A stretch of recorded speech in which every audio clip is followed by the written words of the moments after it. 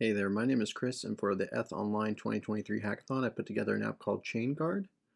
Now, some of you might be familiar with apps like sync.com, which more or less let you create a platform for sharing data with select groups, select audiences in an encrypted format.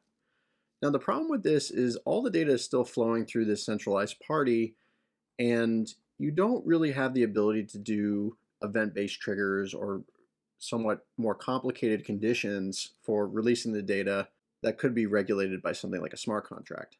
So I wanted to see if I could use some of the sponsors to create a platform that can pull in data from all these different sources to create a conditional data management platform that isn't as simple as just a public and private key pair. Now, the way this works is any user can come to upload a new data set. And I have some demo values that you can set to see what it would look like. Now, every data upload gets its own unique smart contract with its own auditable history of data access attempts or validations done by different users on the network.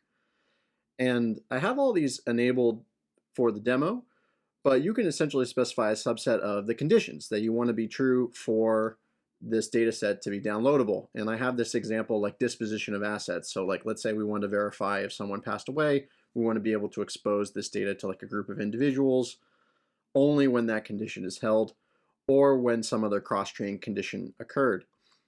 For simplicity, you can turn off any one or multiple of these. But let's say I want to use these two. I can simply select, let's say I have this disposition of assets, create the upload, and what happens behind the scenes is a few things. First of all, LIP protocol is actually used to encrypt the dataset before it's hosted on IPFS.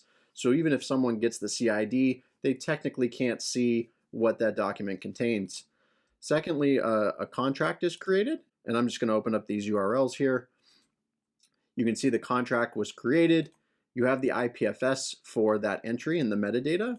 But if you opened up the actual original file, it's fully encrypted by LIP protocol and will only be downloadable when the conditions are met. And lastly, you get this URL. So this URL is the actual link to the contract that guards the data, as well as if all the conditions are met, you could then see that particular disposition of assets document or any document that you uploaded. So let me try to satisfy some of these conditions. I'm going to connect with Sysmo. This is essentially using the test environment, but if someone had a unique credential, I could essentially say, hey, I only want someone in this particular group to be able to access this file. So this is actually enforcing this user is part of the group that I selected. Go ahead and confirm. And if you refresh the page, you can now see that this criteria was satisfied. The next thing might be to assert the truth of the given transaction. What this actually does is consults the contract and says, hey, I want to look at UMA and see if this particular natural language statement right here that was specified when I created it is true.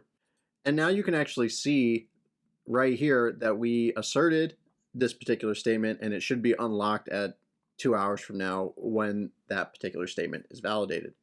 Looking at a simpler example, once the data access checks are done, you can now download the data exactly from this page. You get a zip file, which you can expand, and lastly, now you see the original unencrypted file. As for the code, it's available on my GitHub. I encourage you to check it out, but that's pretty much the ChainGuard project, and thanks for your time.